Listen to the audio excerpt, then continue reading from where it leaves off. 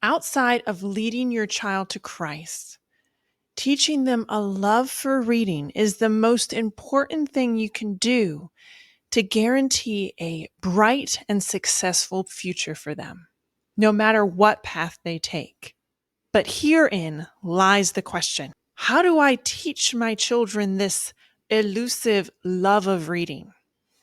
Why, it's elementary, my dear mama. Stay tuned and I'll show you how.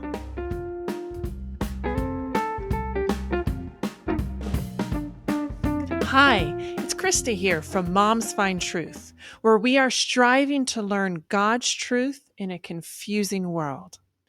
So, you want to teach your kids a love for reading, Here's how you do it in 5 steps. Step number 1, get a library card or several and start creating the habit of making the library a weekly outing. So to start, I would look around your area. I don't know how many library options you have, but try to find at least one that has story time or play time and maybe a really good kid book area, maybe with some toys. Definitely some aspects to a library that can make it more of a well-rounded outing that the kids get excited about from the get-go, before they've even learned that love of reading. In our area, there tends to be 2 libraries that we go back and forth between. Sometimes we go to both in the same week, but we do tend to time it during that library's story time to, again, add more excitement to the outing. Now, I would start off getting 1, maybe 2 cards. I'm not sure what the rules in your area are, but for us, you can have a library card for every member of your family, but there is a cap as to how many books each library card can check out. And that's why we started with 2, but now we're up to 4. And there's a 50 book limit on each card, which kind of shows you how many books we tend to keep in our home from the library. Now, when you first start to go, especially if you haven't been going to the library very often, the kids might be interested in the story time or the toy area, or maybe even scanning a couple books. But they need to be intentionally encouraged towards the idea that they can bring some books home and really phrase it as an exciting thing. Do you want to pick out a book to bring home today? Once we get it home, we can look at it as much as we want.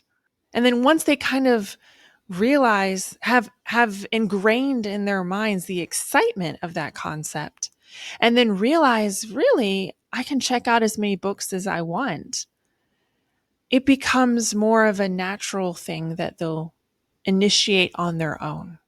And then just remember to take the mindset of this is a standalone outing or activity.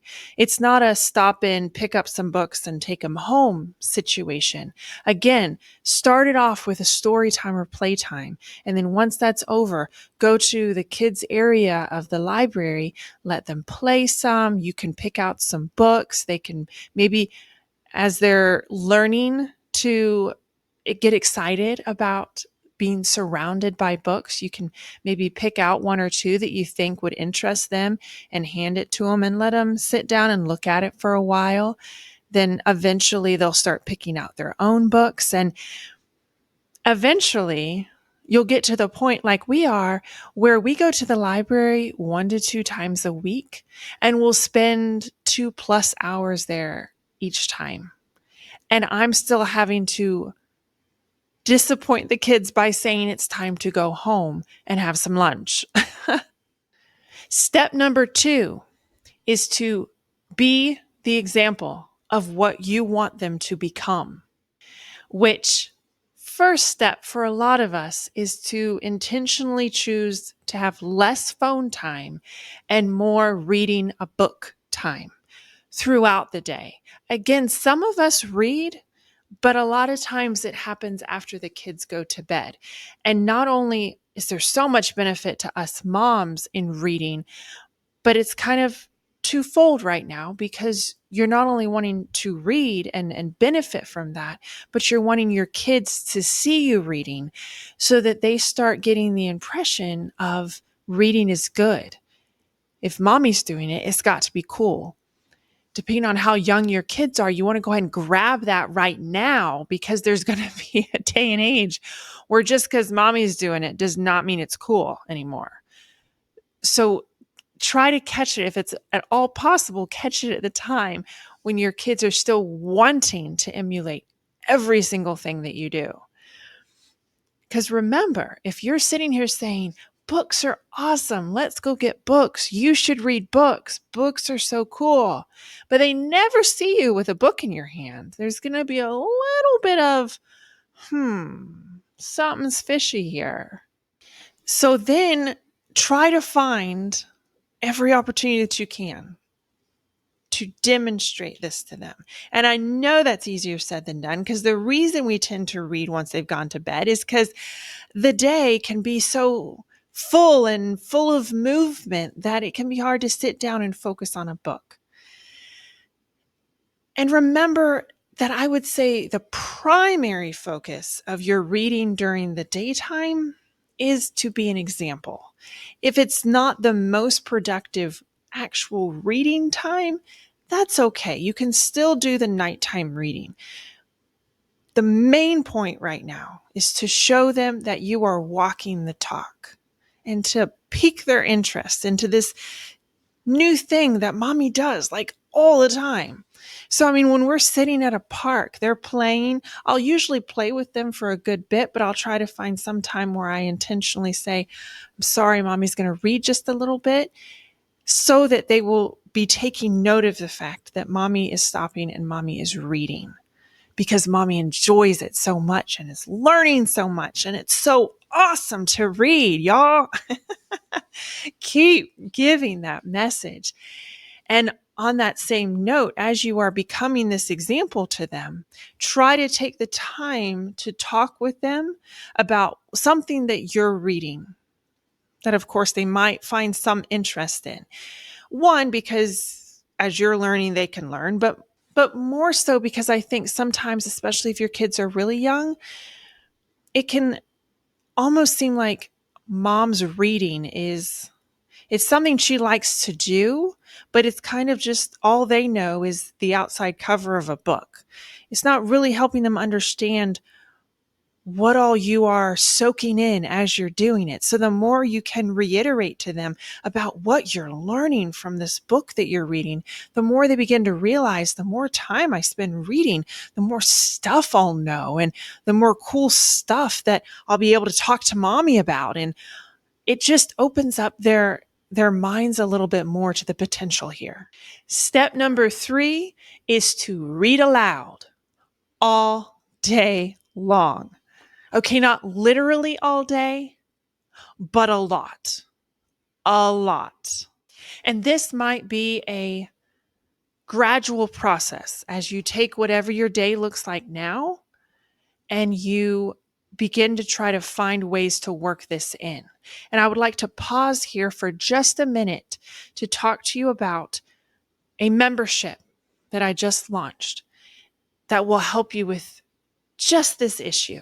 There are so many things that we as moms want to fit into our day, and not just want to fit into our day, but fully realize how much they would benefit us or our kids or our family or our life in general.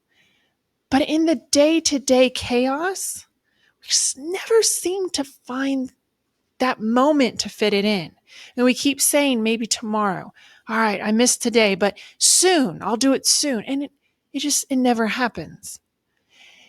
So I put together a membership to literally walk you through step by step, take your hand and walk you through how to set up the foundation of your home, the way you run your home, the organization of it, setting up systems, your relationship with your kids, involving your kids as team players in the home, literally setting up your entire home to run on autopilot so that you have time and space in your brain and heart for all of these things you've been wanting to do. And what I'm offering right now is a 2-week test drive of the membership to see if it's something that would transform your home the way that I know it will. So if that is something that's interesting to you, check out the link below for Moms Find Home Management. All right, back to step 3. So we are reading aloud. And just to give you an idea of over time, what our routine has become. We have 4 kids, 2, 3, 6, and 7 years old. The older 2 read, but of course also benefit greatly from being read to. And so for all meal times, I read aloud picture books because everyone at the table enjoys a good picture book. And it's usually just 1 or 2. I'm talking like 10 minutes because they're speed eaters. And we got time to sit around for an hour. And we have other things to do during the day too. So I'm literally saying 10 minutes at every mealtime. Can read a couple picture books to them. And then also in the afternoon while the babies are napping, I get some books from the library that are a little bit longer, more on the educational side. And I will let the older 2 pick out a couple of those for me to read to them during school time.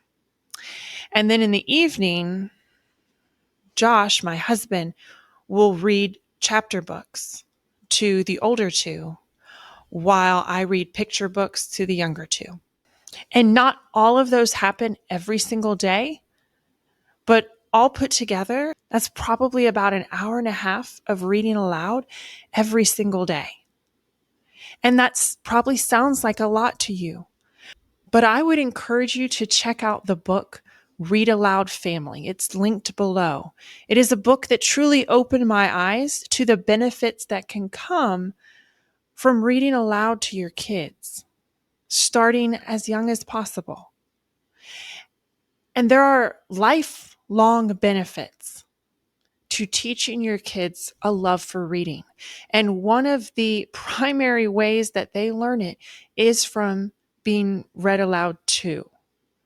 Because especially when they're young like this, like my older 2 know how to read, but they're still at the point where reading takes some level of effort just to actually do the reading. And then when you pile on comprehension as well, there's a lot more soaking in that can happen from being read to.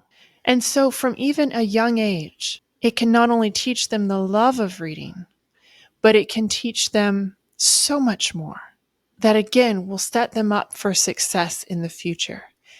Now, my oldest child is 7, and just thus far, I sat down before making this video and thought about the massive improvements that we've seen in probably just the last year and a half since becoming extremely intentional in this area.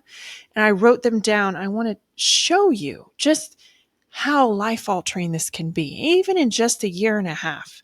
So from being this intentional with teaching our kids a love for reading, I have seen benefits such as improved vocabulary. Our 3rd child was very delayed in learning to speak. And within a couple months of this intentionality, his vocabulary completely turned around. We've experienced increased reading ability in my oldest 2 and increased reading enjoyment. So for my second born, he had the ability, but he lacked the motivation. And that's completely turned around. I've also seen improvement in my younger's ability to sit still and listen. Again, you're practicing this, not only teaching them a love for reading at every meal, but in doing so, you're teaching. I tell them, you need to, even if you're done with your food, you need to sit still and listen until the book is done. And so that has taught them with practice and practice and practice at every single meal, every single day, to sit still and listen and just enjoy the moment of reading. I'll get into this a bit more later when I tell you what our day in the life of reading is like. but it has increased our kids' ability to self-entertain. They've always been great about that, but giving them access to books and then the love of reading them, it just adds another huge thing to their list of possibilities during self-entertainment time. It has also increased their desire to research and learn things. It's helped them understand when every single book that we read is showing them something new, a new time or a new country or a new story. There's so much out there, and this is just giving them a taste of how much they can learn, research, and enjoy.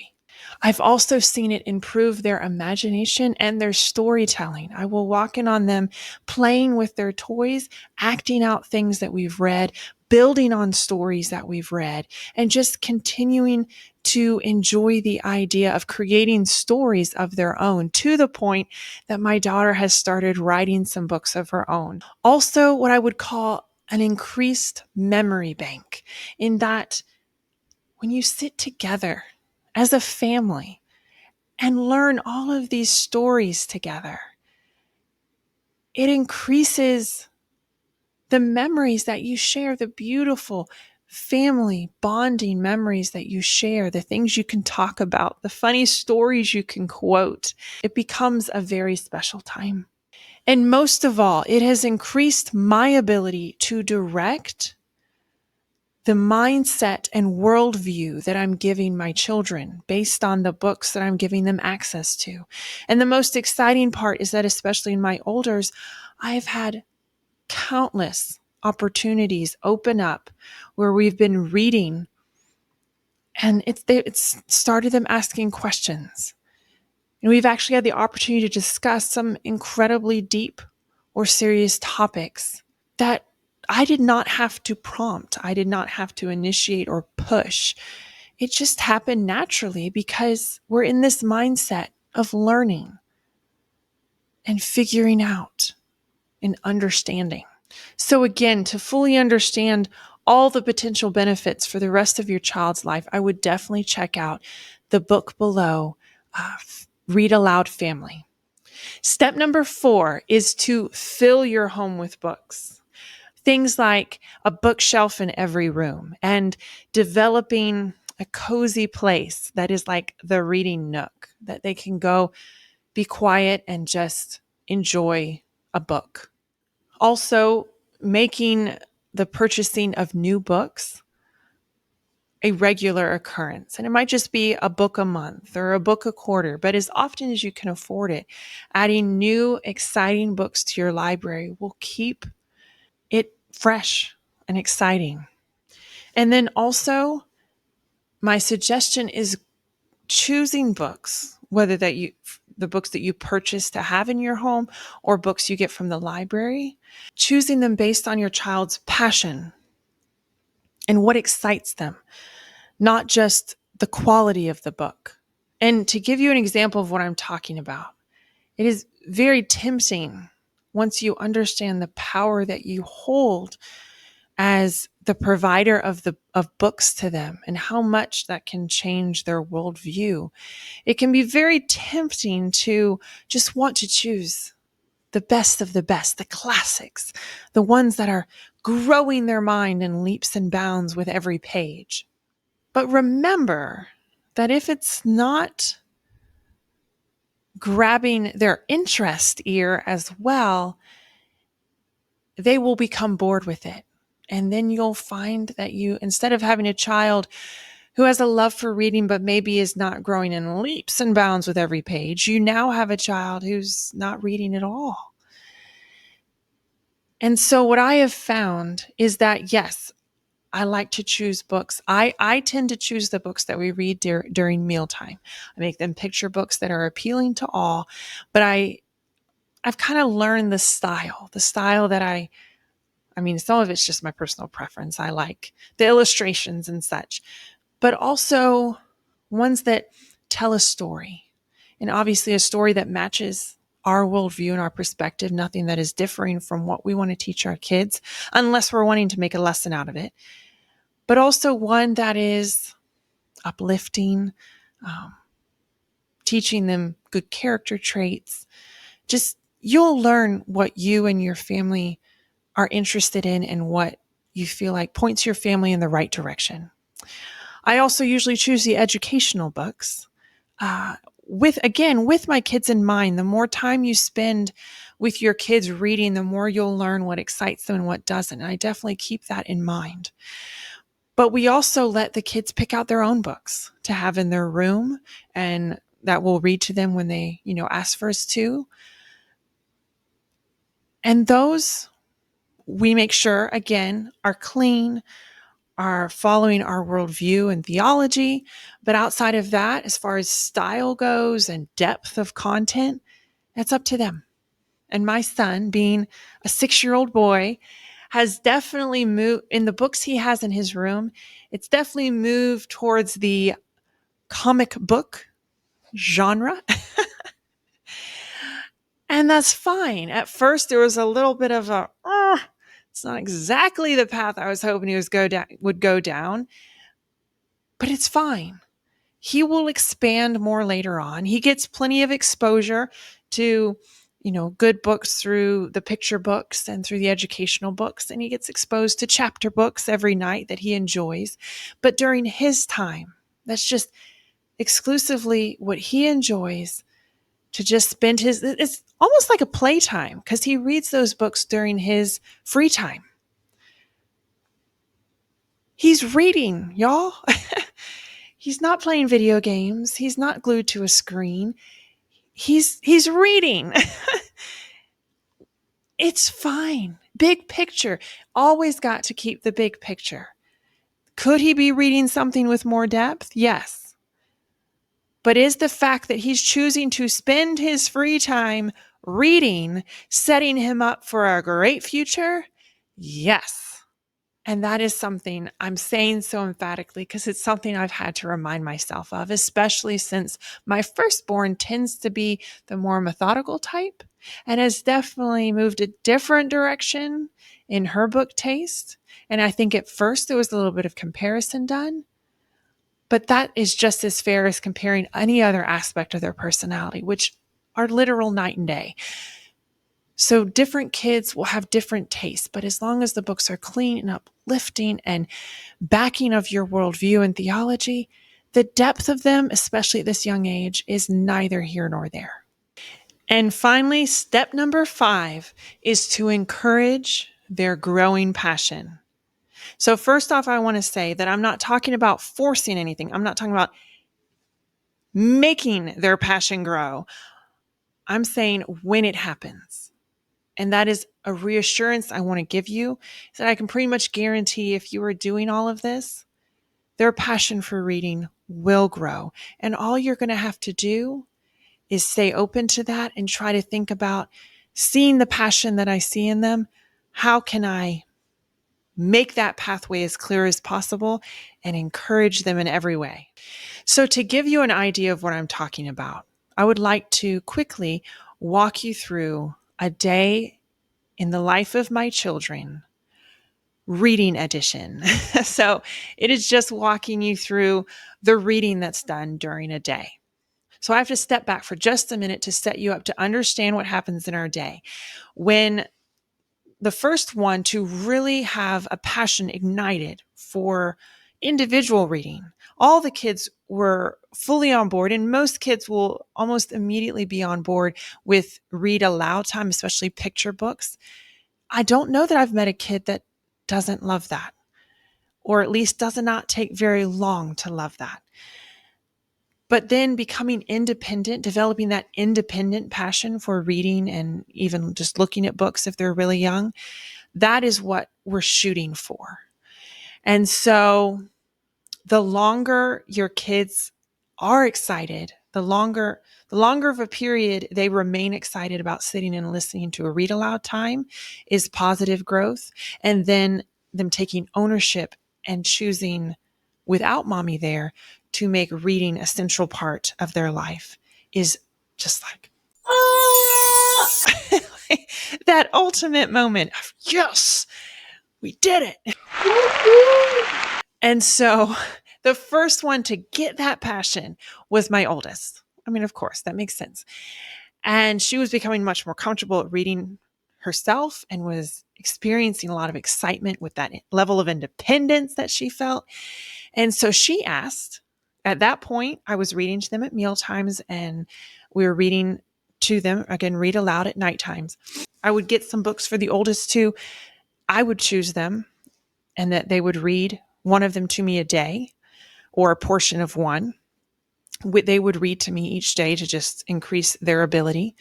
And that was where we were at. And that was fine. That was awesome. But then she asked, can I have some books in my room? Because all four kids share a room. And we put them all to bed at the same time. But we'd said, y'all, the two oldest, you're older.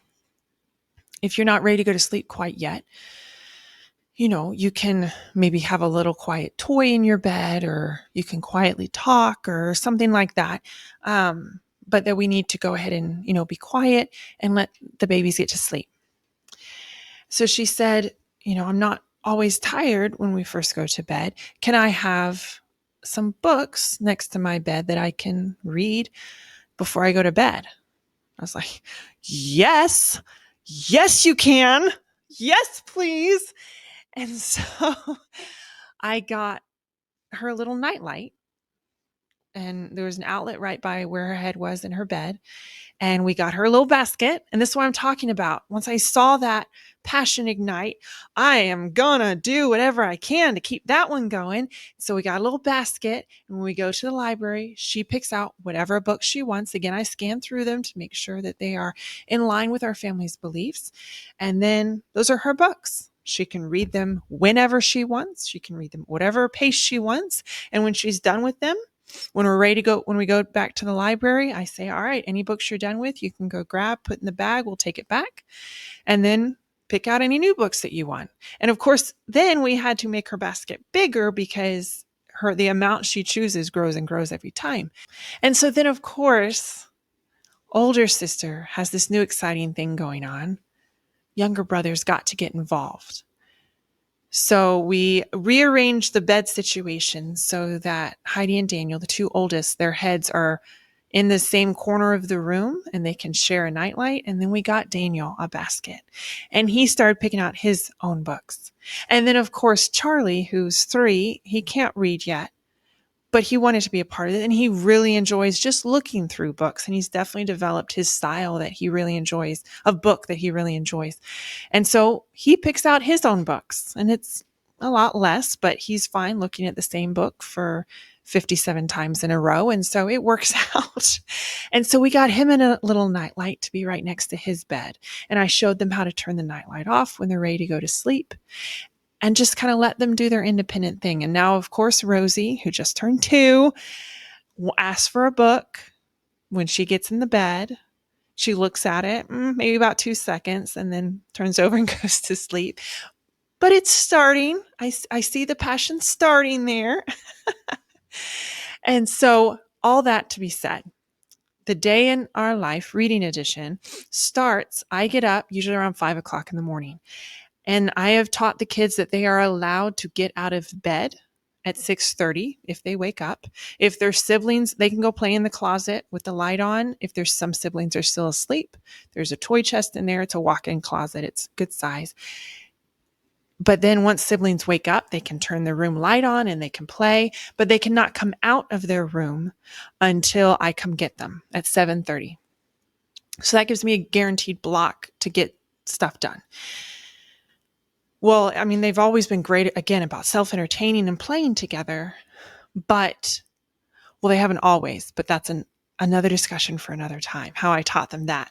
Anyway, now what I will, on the little video monitor that I have, I will see them all playing and then taking breaks from playing and sitting around and looking and reading books and like discussing what they're reading and showing each other pictures and cracking each other up, and just this joy, this overflow of joy over books. That's like the coolest toy in the room. I love it. Almost hate to go get them at 7:30. But then I go get them. We get up, we start our morning, yada, yada, yada. And then at breakfast time, I read a couple picture books. And then we go about our day, yada, yada, yada. And then lunchtime, I read a couple more picture books. And then go a little bit more about our day. But then around 2:30, I put the young ones down for a nap. And we do homeschool stuff with the older two. And then right before I get the youngers up from their nap, I usually have a book or two that I have picked out, longer books that I read maybe a chapter or two in to the olders. And then I have some more picture book level educational books that I've picked out that the olders can choose from. They can each pick one. So we usually have read from 3 to 4 books, not necessarily the entirety of the books, but from 3 to 4 books during the end of homeschool time. So then the babies wake up, day goes on, yada, yada, yada. At dinner, a couple more picture books. And then daddy's home, fun time, yay, with daddy. And then about 30 minutes before bedtime, daddy reads the olders from a chapter book, like, a young, very kid-friendly, fun chapter book. And I go into the other room and read some more picture books to the babies. And then it's bedtime. And so again, we've said you can read if you want. We plug all the night lights in. They all have a basket with their books by their bed. You just have to be quiet. It's not talk time. It's not play time, but it can be read time. And the youngers usually don't last too long, but the olders, it's not unusual for me to see them stay up an hour to an hour and a half just reading. And I'll insert a picture, but it's also not unheard of for me to find them later falling asleep in the book.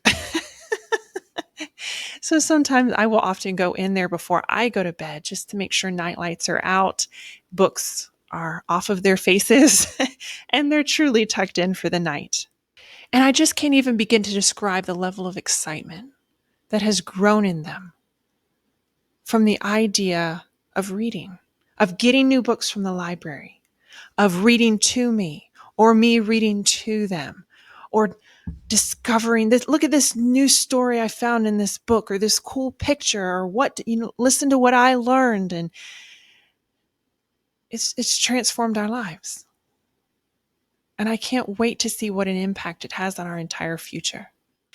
But now, if I could go out on a limb and predict what you are feeling right now, I would predict it's somewhere between, oh my goodness, this is awesome. This is just what my kids need. I need to start this tomorrow.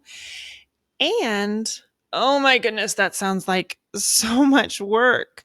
I have so much going on. I don't even have the time or the energy Am I right? Well, I've got you, Mama. There should be a video popping up on the screen right now. I'd encourage you to click that because I have put this video together for just such a time as this. Those moments when you are wanting to accomplish something, but you just feel like you're lacking the energy or the motivation in order to live out the intentionality that motherhood requires. And remember, I'm always right here. Bye.